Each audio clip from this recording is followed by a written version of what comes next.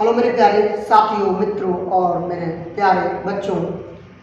जैसा आप जानते हैं कि बैक एजुकेशन चैनल पर आप सभी को यूपीएससी लेवल तक के, वनडे एग्जाम तक के, एसएससी लेवल तक के, ये सारे एग्जाम के जो साइंस के पोर्शन चल रहे हैं, सीरीज वाइज, चैप्टर वाइज जो सीरीज चल रहे हैं, उस सीरीज के क्रम को आगे बढ़ाते हुए मैं आज नए चैप्टर के बारे में कुछ जानकारी आपको बताऊंगा और थोड़ी बहुत उसके बेस के बारे में जानकारी बताऊंगा। और इसके अगले वाले वीडियो में आपको कुछ क्वेश्चंस रहेंगे, उसमें भी कुछ जानकारियां रहेंगी जो आपके लिए आने वाले अग्रिमिक एग्जाम, आने वाले नेक्स्ट एग्जाम में बहुत ही कारगर होंगे, बहुत ही अच्छे होंगे। एज इट इज क्वेश्चन आपके फंस जाएंगे और उन सारे क्वेश्चनों को आप आसानी से कर पाएंगे और विकल्प को आसानी से चूज कर पाएंगे। इस तरीके के आपको कंटेंट दिए जा रहे हैं ताकि आप आसानी सारे एग्जाम में सारा क्वेश्चन कर पाए।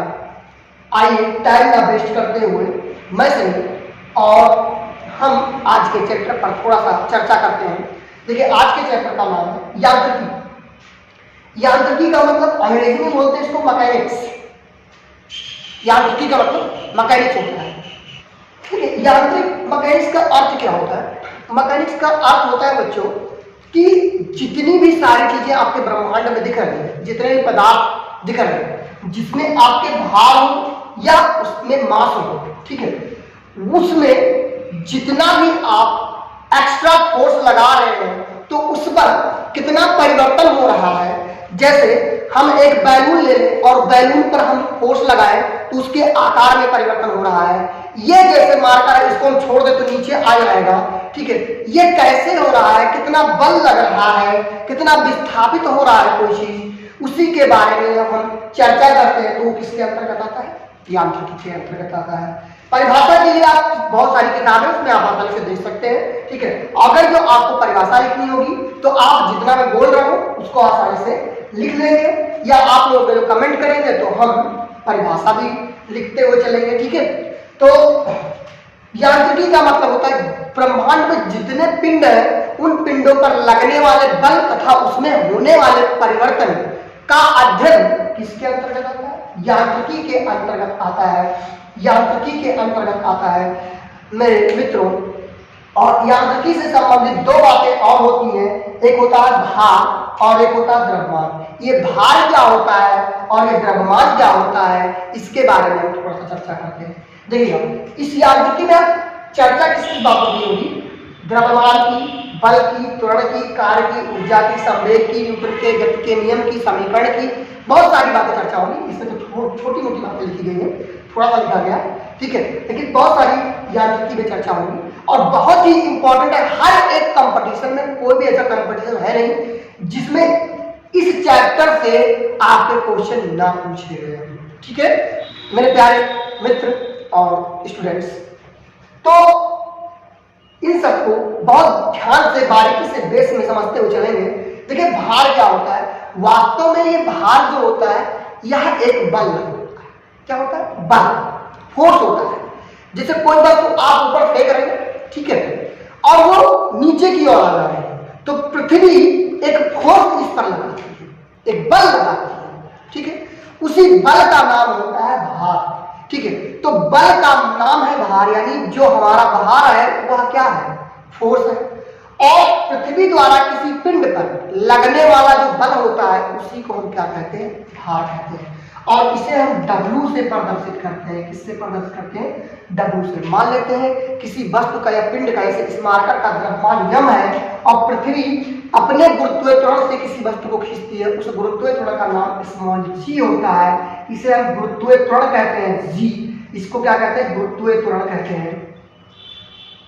गुरुत्वीय त्वरण इसका नाम होता है। ठीक है, ग्रेविटेशनल एक्सीलरेशन अंग्रेजी बोलते हैं। इसका मान भी फिक्स होता है। ठीक है, 9.81 मीटर प्रति सेकंड स्क्वायर। अगर इसकी बीमा आप बनाना चाह रहे हो तो बीमा आसानी से बन जाएगी। किसकी बीमा? हम जी की बीमा। जी की बीमा अगर हम बनाना चाह रहे हैं तो मीटर के लिए एल होता है और सेकंड के लिए टी होता है और टी स्क्वायर जाएगा तो ऊपर ले जाएगा तो टी पर -2, ये बीमा इसकी निकल के आती है। बीमा को अंग्रेजी में बोलते हैं डायमेंशन। ठीक है, तो ये आपकी बीमा निकल के आई, ये आपका यूनिट निकल के आ गया, मात्रक निकल के आ गया। ठीक है, तो यहाँ से जो W हुआ ये L इंटू जी आपका भार हो गया, और W एक बल है, फोर्स है, तो इसका मात्रक जो मीटर पर सेकंड, इसका द्रव्यमान हो जाएगा किलोग्राम, और इसका मीटर प्रति सेकंड स्क्वायर, और 1 किलोग्राम मीटर पर सेकंड स्क्वायर को 1 न्यूटन भी बोलते हैं, तो इसका मात्रक न्यूटन भी हो जाएगा। और ये बात अपने दिमाग में बिल्कुल बिठा लीजिए कि हमेशा एक पृथ्वी के कारण ही लगेगा। अब देखिएगा इस जी का मान अलग अलग स्थान पर अलग अलग होता है। जैसे हमारा इस जगह पर 9.81 के आसपास होता है, ऐसे अमेरिका में नापेंगे तो थोड़ा बहुत डिफरेंट हो जाएगा, ऐसे इंग्लैंड में नापेंगे तो थोड़ा बहुत डिफरेंट हो जाएगा, ध्रुवों पर चले जाएंगे तो जी का मान बहुत अधिक हो जाएगा। ठीक है, तो ये कंडीशन, ध्रुवों पर अगर आप जाएंगे तो जी का मान अधिक हो जाएगा, पृथ्वी के अंदर जाएंगे जी का मान कम हो जाएगा, ये सारे कंडीशन बनते जाएंगे। ऊपर जाएंगे तो जी का मान घटता जाएगा, नीचे जाएंगे तब भी जी का मान घटता जाएगा पृथ्वी के अंदर। ठीक है, तो ये, और लेकिन ध्रुव पर जाएंगे तो जी का मान बढ़ जाएगा, बढ़ता है ध्रुव पर। ठीक है, तो यहां से W बराबर mg जो होता है, mg आपका फार्मूला, और यही भार है W से प्रदर्शित किया जाता है। ऐसे हम द्रव्यमान की बात करते हैं, द्रव्यमान, अच्छा एक चीज और सुनिएगा, द्रव्यमान जो होता है ये कुल परिमाण होता है, पूरा परिमाण, किसी पदार्थ का पूरा माप, वही क्या होता है, परिमाण। किसी पदार्थ का पूरा माप तो होता है क्या, उसका परिमाण जो होता है वही आपका द्रव्यमान होता है, और इसे स्मॉल m से प्रदर्शित करते हैं, इसे द्रव्यमान कहते हैं। और ये कभी बदलता नहीं है, ये फिक्स रहता है। अगर जो ये मान लेते हैं आपका 50 ग्राम का है, ये मानकर आप यहाँ नाप रहे हैं 50 ग्राम का, अगर जो ध्रुव पर ले जाकर रख दे वहां भी 50 ग्राम का होगा, चंद्रमा पर ले जाकर रख दे वहां भी 50 ग्राम का होगा, यानी इसका द्रव्यमान कभी बदलेगा नहीं, लेकिन इसका भार बदल जाएगा, क्योंकि जी का मान हर जगह पर अलग अलग होता है। कहने के लिए तो ये कांस्टेंट मान होता है, लेकिन इस जी का मान अलग अलग जगह पर अलग अलग बदलता रहता है, इसीलिए भार हमेशा हर जगह बदलता रहता है, जबकि द्रव्यमान कभी बदलता नहीं है, ये परिमाण होता है द्रव्यमान। द्रव्यमान का मात्रक होता है किलोग्राम, इसका मात्रक होता है किलोग्राम, और इसकी बीमा का जो आप लिखना चाहें तो कैपिटल M से इसकी बीमा को निरूपित करते हैं। मेरे प्यारे स्टूडेंट्स, इतनी बातें आपको समझ में आई होगी, जहां दिक्कत होगी आप तुरंत कमेंट करिएगा, ये छोटी मोटी बातें मैंने आपको बता दी। और इसके बाद में हम आपको दूरी और विस्थापन के बारे में चर्चा करेंगे, लेकिन एक बात और हम इसमें बता दें कि जो भार होता है यह सदिश राशि होती है। कौन सी राशि होती है, यह सदिश राशि होती है, वेक्टर क्वांटिटी होती है, इसकी दिशा फिक्स होती है, और वो दिशा हमेशा पृथ्वी की केंद्र की ओर होती है। जबकि द्रव्यमान एक परिमाण है, इसकी दिशा नहीं होती है, इसीलिए इसका नाम होता है, यह अदिश राशि होती है, स्केलर क्वांटिटी होती है, इसको अंग्रेजी में स्केलर क्वांटिटी बोलते हैं, इसको वेक्टर क्वांटिटी बोलते हैं। तो यहाँ से ये सदिश राशि हो जाएगी और ये आपकी अदिश राशि हो जाएगी। इतनी मोटी मोटी बातें आपने सीख ली है। ठीक है, अब हम आगे दूरी और विस्थापन में अंतर सीखते हैं। देखिए प्यारे स्टूडेंट, डिस्टेंस अंग्रेजी में दूरी, अंग्रेजी में दूरी को हम डिस्टेंस कहते हैं और विस्थापन को डिस्प्लेसमेंट कहते हैं। ये क्या होती है, इसके बारे में समझते हैं। दूरी क्या होती है, देखिए दूरी किन्हीं दो बिंदुओं के बीच की जो पूरी लंबाई होती है वो दूरी होती है। ठीक है, जैसे हम मान लेते हैं लखनऊ से दिल्ली की दूरी, आप कई मार्ग से जा सकते हैं, लखनऊ से दिल्ली ट्रेन मार्ग से जाएंगे, बस मार्ग से जाएंगे, एरोप्लेन मार्ग से जाएंगे, तो ये दूरी जो होगी पूरी पथ की लंबाई होगी। जिस मार्ग से आप जाएंगे पूरी पथ की लंबाई को आप चूज कर लीजिए, वो आपकी दूरी हो जाएगी। उसमें दिशा होता है, कोई कैलकुलेट नहीं किया जाता है किस दिशा में जाना है, आप पूरी पथ की लंबाई ले लीजिए। जैसे मैं आपको एग्जांपल एक समझा रहा हूँ, एक कोई पॉइंट ए है और एक कोई पॉइंट बी है। अब मान ले रहा हूं कि कोई व्यक्ति इसके जाने के कई रास्ते हो सकते हैं, इधर से ए से बी तक पहुंचने के ऐसे भी चांस हो सकते हैं, या ऐसे भी चांस हो सकते हैं, या आपके ऐसे भी चांस हो सकते हैं। ठीक है, तो ए और बी के बीच की जो ये पूरे पथ की लंबाई होती है ये आपकी दूरी निरूपित होगी, ये भी आपकी दूरी निरूपित होगी, ये भी आपकी दूरी निरूपित होगी। यानी दूरी में दिशा का कोई योगदान नहीं, मतलब दिशा लगातार आपकी बदलती जाएगी। तो दूरी क्या होती है, किन्हीं दो बिंदुओं के बीच की जो पथ की लंबाई होती है वो दूरी होती है। जबकि विस्थापन जो होता है किन्हीं दो वस्तुओं के बीच की किन्हीं दो वस्तुओं के बीच की जो न्यूनतम दूरी होती है, सबसे कम दूरी होती है, जो सबसे लंबवत दूरी होती है, वह आपकी विस्थापन होती है। तो ये आपका डिस्प्लेसमेंट हो जाएगा, विस्थापन हो जाएगा। और विस्थापन में बिल्कुल इसकी दिशा फिक्स होती है, एक पॉइंट से दूसरे पॉइंट में बिल्कुल इसकी दिशा फिक्स होती है कि हमको इसी दिशा में चलना है। तो विस्थापन को निरूपित करेगा। और ये सारी बातें किसको निरूपित करेंगी? ये सारी बातें दूरी को निरूपित करेंगी। यानी दूरी में दिशा का योगदान नहीं होगा, किसी भी दिशा से आप जाकर बी पॉइंट पर पहुंच सकते हैं, लेकिन विस्थापन में एक दिशा फिक्स होगी और न्यूनतम दूरी जो होगी फिक्स होगी, बिल्कुल सीधे सीधी दूरी वाली होगी और उसकी दिशा बहुत ही कम होगी। ए और बी की सबसे न्यूनतम दूरी यही होती है, ये जो बिल्कुल सीधे सीधे में आएगी वो सबसे न्यूनतम दूरी होगी और वही आपका विस्थापन कहलाएगा। विस्थापन में दिशा निश्चित होती है, इसलिए इसका सदिश होता है। और यह क्या हो जाएगा? यह आदिश हो जाएगा, क्योंकि इसमें दिशा फिक्स नहीं होती है, किसी भी दिशा में आप बोल सकते हैं किसी भी तरीके से।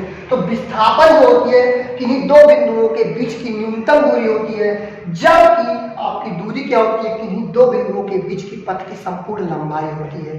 बात समझ में आ गई होगी। विस्थापन सबसे कम हो सकता है, जीरो भी हो सकता है। जीरो कैसे हो सकता है? जैसे यहाँ से आपने चलना प्रारंभ किया और पुनः इसी जगह पर आकर रुक गए, तो दोनों बिंदु यही हो गए, विस्थापन शून्य हो जाएगा, परंतु दूरी कभी भी शून्य नहीं होगा।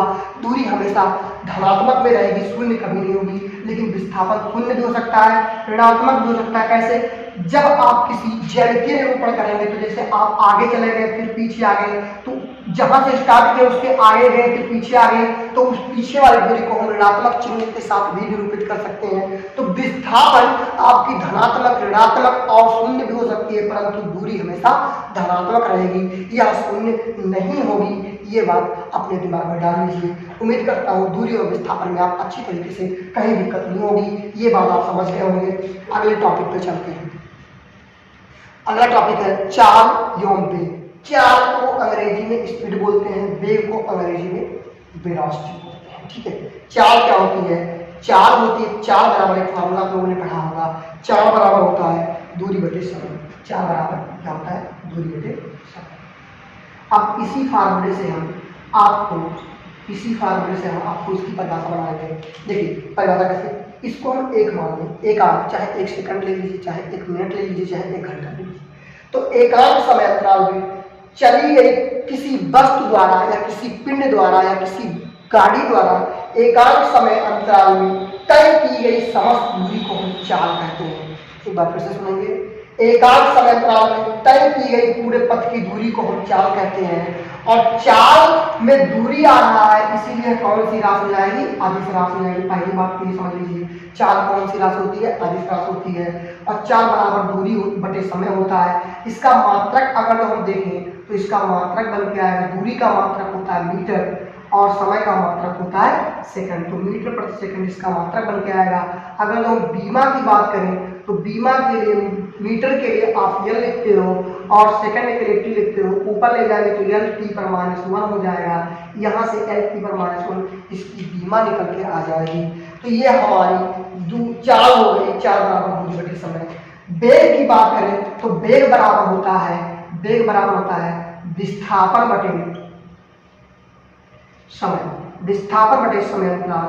यानी एकांक समय अंतराल में किसी वस्तु द्वारा एकांक समय अंतराल में तय किया गया पथ का विस्थापन क्या कहलाता है? वेग कहलाता है। एकांक समय अंतराल में तय किया गया पथ का विस्थापन क्या कहलाता है? वेग कहलाता है। और वेग कौन सी राशि होती है? यह सदिश राशि होती है। ऐसा क्यों बच्चों? क्योंकि आपका सदिश इसलिए हो जाएगा क्योंकि विस्थापन क्या होती है? सदिश राशि होती है। और वेग भी, क्योंकि आप वेग लोगे तो एक दिशा में विस्थापन वेग लेने का अर्थ क्या हुआ कि आप विस्थापन ले रहे हो। विस्थापन में एक निश्चित दिशा होती है ना, तो इसीलिए वेग भी क्या हो जाएगी? एक निश्चित दिशा को निरूपित करेगी। अतः वेग कौन सी राशि हो जाएगी? सदिश राशि। और चाल कौन सी राशि हो जाएगी? अदिश राशि हो जाएगी। और वेग बराबर विस्थापन बटे समय अंतराल हो जाएगा। इसका भी मात्रक और बीमा यही होगा। इसका मतलब विस्थापन भी तो दूरी है, मीटर ही होगा और समय का सेकंड हो जाएगा। तो इसकी बीमा और मात्रक दोनों सेम होंगे। फर्क क्या है कि ये सदिश राशि है और ये क्या है? अदिश राशि है। बात उम्मीद करता हूँ समझ आया होगी। अगर जो आपको वीडियो अच्छा लग रहा हो, पढ़ाने का तरीका को जो आपको अच्छा लग रहा हो, तो आप लाइक शेयर और कमेंट करिएगा, ताकि हमको भी मोटिवेशन मिल सके और हम अच्छे से अच्छा वीडियो आपको प्रोवाइड करा सकें। आज का अगला टॉपिक है त्वरण। त्वरण को अंग्रेजी में एक्सीलरेशन कहते हैं, ठीक है। त्वरण को अंग्रेजी में एक्सीलरेशन कहते हैं। और त्वरण होता क्या है? किसी वस्तु द्वारा निश्चित समय अंतराल में वेग परिवर्तन की दर, या आप ऐसे भी कह सकते हैं वेग परिवर्तन की दर को हम क्या कहते हैं? त्वरण कहते हैं। वेग परिवर्तन, जैसे कोई गाड़ी है, गाड़ी को हम चला रहे हैं, अब जैसे हम 10 की स्पीड से नॉर्मल चल रहे हैं और कुछ देर बाद में 20 से चलने लगा, 20 की स्पीड से, या कुछ देर बाद 50 की स्पीड हो गया, तो मेरे वेग में परिवर्तन आया, 10 से 50 हुआ, 40 का परिवर्तन आया। तो जब तक आप वेग में परिवर्तन नहीं करोगे तब तक त्वरण उत्पन्न नहीं होगा। और कितने समय में आपने वेग को परिवर्तित कर दिया, उतने ही समय से आपको वेग परिवर्तन में क्या कर देना है? भाग दे देना है। यानी हमारा जो परिभाषा बन गया है त्वरण का, वेग परिवर्तन की दर को हम क्या कहते हैं? दर मतलब समय से भाग देना। वेग परिवर्तन की दर को हम त्वरण कहते हैं। इसे ए से प्रदर्शित करते हैं। और ये क्या होता है? वेग परिवर्तन, वेग परिवर्तन बटे समय। और एक बात और हम बता दें, वेग परिवर्तन, मान लेता हूं हमारा प्रारंभिक वेग u था, अंतिम वेग v हो गया, वेग बढ़ रहा है, घट नहीं रहा है, ब्रेक नहीं लगा रहे हैं। ब्रेक लगाएंगे तो मंदन उत्पन्न होगा। अगर जो समय के साथ आपका वेग कम हो रहा है तो मंदन, समय के साथ आपका वेग बढ़ रहा है तो त्वरण। बात मेरी ध्यान समझिएगा, ठीक है। जब ऋणात्मक वैल्यू आ जाएगी तो मंदन हो जाएगा, धनात्मक रहेगी तो वही त्वरण हो जाएगा। तो वेग परिवर्तन, प्रारंभिक वेग हमने मान लिया, वो हमने u मान लिया, और अंतिम वेग क्या मान लिया? v।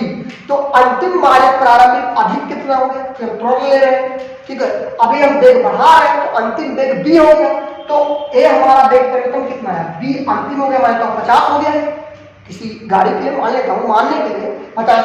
और स्टार्टिंग कितना था हमारा? u मानेंगे, u का मतलब 10 मान लीजिए, तो 10 यानी 50 माइनस 10 करेंगे, यानी v माइनस u करेंगे, बटे समय जितना भी इन दोनों में परिवर्तन में लगा उसको हम t मान लेते हैं, ठीक है। तो यहाँ से a बराबर आपका निकल के आया b माइनस u बटे t। अगर हम इसका मात्रक लिखना चाहें मेरे प्यारे बच्चों, तो इसका मात्रक अगर लिखेंगे तो वेग का मात्रक होता है क्या? मीटर प्रति सेकंड, मीटर प्रति सेकंड। और समय का मात्रक गुना हो जाएगा तो सेकंड, सेकंड का सेकंड में गुना हो जाएगा तो मीटर प्रति सेकंड स्क्वायर। तो ये आपका मात्रक हो जाएगा मीटर प्रति सेकंड स्क्वायर की मात्रक बन के आ जाएगा। अगर जो हम बात करें बीमा की, डायमेंशन की, तो मीटर के लिए एल होती है, समय के लिए टी स्क्वायर, तो एल टी पर माइनस 2, ये आपकी बीमा निकल के आ जाएगी। और एक्सीलरेशन भी एक सदिश राशि को निरूपित करेगा। ऐसा इसलिए क्योंकि वेग परिवर्तन हो रहा है, चाल परिवर्तन नहीं, वेग परिवर्तन हो रहा है, इसीलिए यहाँ भी एक सदिश राशि के रूप में होगा, ठीक है। तो a बराबर b बटे b minus u by T हो जाएगा। यहाँ इतनी बातें आप उम्मीद करता हूँ समझ में आ गई होगी। तो हमने क्या पढ़ लिया? द्रव्यमान पढ़ लिया, द्रव्यमान पढ़ लिया, यांत्रिक पढ़ लिया, और इसके पश्चात दूरी, विस्थापन, भार, द्रव्यमान, इतनी बातें हमने पढ़ ली। अब हम न्यूटन के नियम के बारे में चर्चा करते हैं, क्योंकि कोई पिंड है, बल लग रहा हो, द्रव्यमान हो, तो ये बल को निरूपित, हम बल के बारे में पढ़ेंगे, लेकिन उसके पहले हम उसके न्यूटन के नियम के बारे में पढ़ेंगे। और हाँ बच्चों, जो हमने सबके मात्रक बताए वो सबके मात्रक एसआई पद्धति में, इंटरनेशनल यूनिट में सबके मात्रक और बीमा होंगे, ठीक है। एसआई यूनिट में सबके मात्रक। अब हम पढ़ते हैं न्यूटन के गति के संबंधित नियम। न्यूटन के गति के नियम, देखिए न्यूटन साहब ने गति के अपने 3 नियम बताए थे, ठीक है। न्यूटन साहब ने गति के 3 नियम बताए थे, और उन तीनों नियम के बारे में थोड़ा थोड़ा चर्चा करते हैं, ठीक है। कि ये न्यूटन के गति के 3 नियम है क्या? तो प्रथम नियम क्या है? सुनिएगा मेरी बात को। प्रथम नियम आपका क्या है?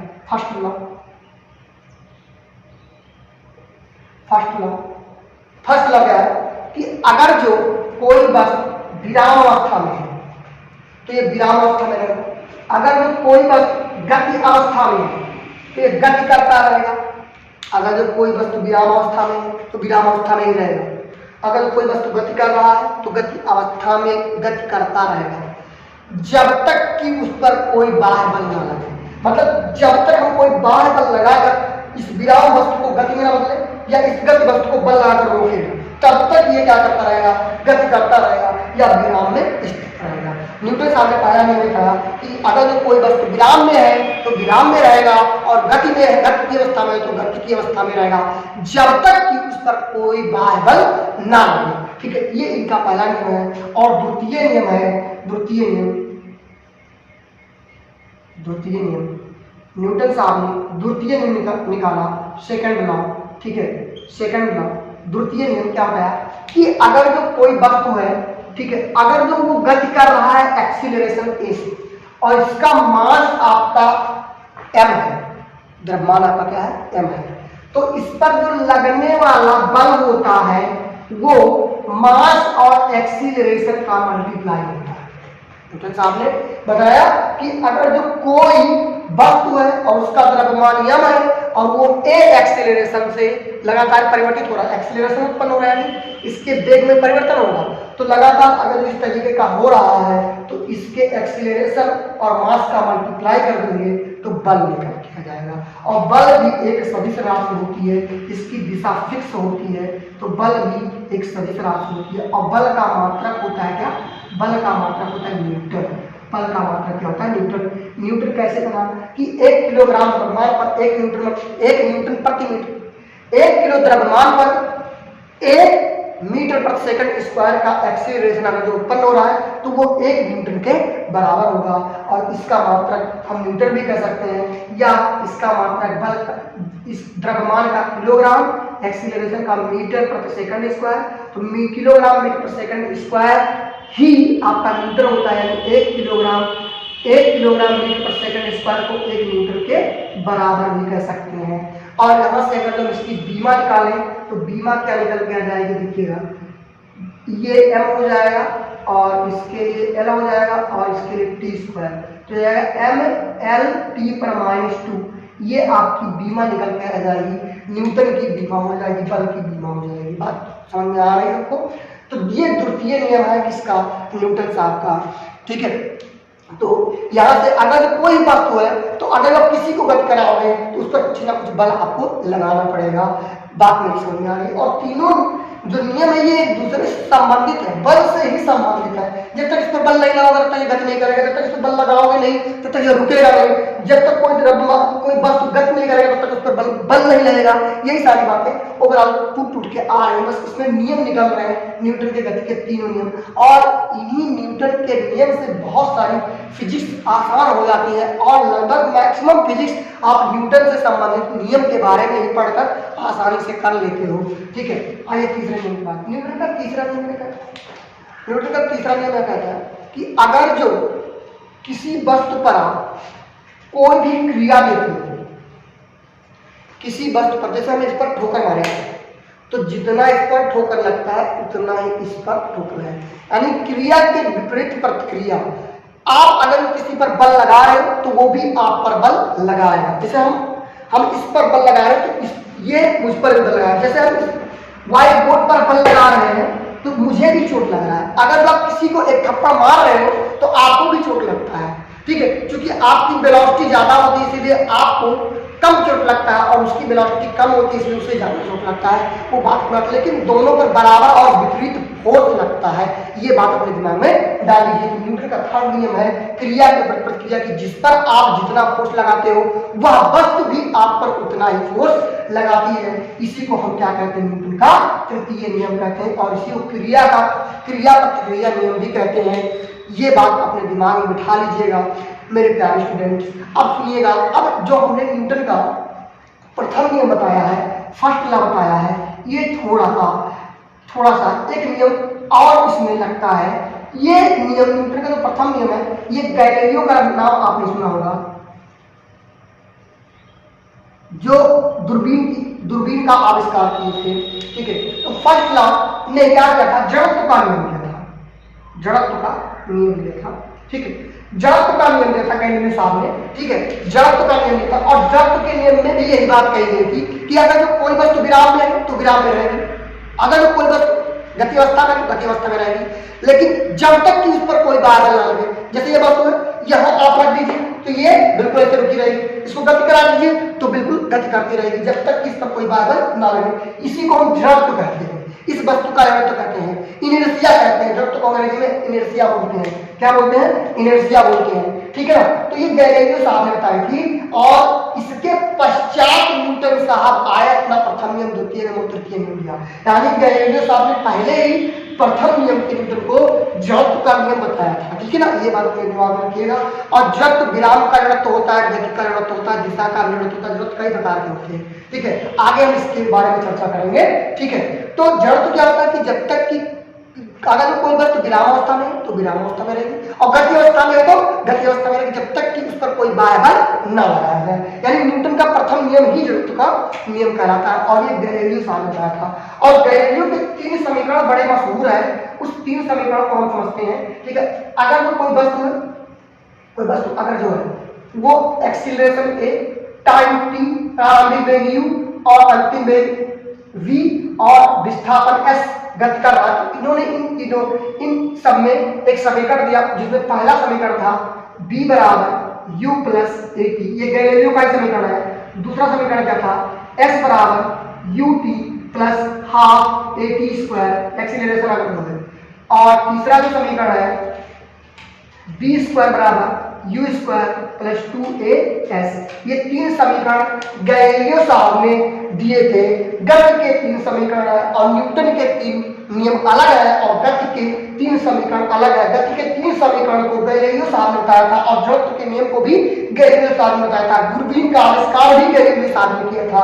और जो न्यूटन के गति के 3 नियम है, प्रथम नियम, द्वितीय नियम, तृतीय नियम, जो कि मैंने आपको बताया है, वो न्यूटन के गति के 3 नियम है, और ये 3 समीकरण है, ये गैलीलियो का समीकरण है। न्यूटन का एक गुरुत्वाकर्षण नियम भी है, उसको भी हम चर्चा करेंगे अगले वीडियो में। अगर जो आपको ये सारे वीडियो और टॉपिक्स अच्छे लग रहे हो तो हमारे चैनल को लाइक, सब्सक्राइब और शेयर करिएगा। धन्यवाद। जय हिंद, जय भारत।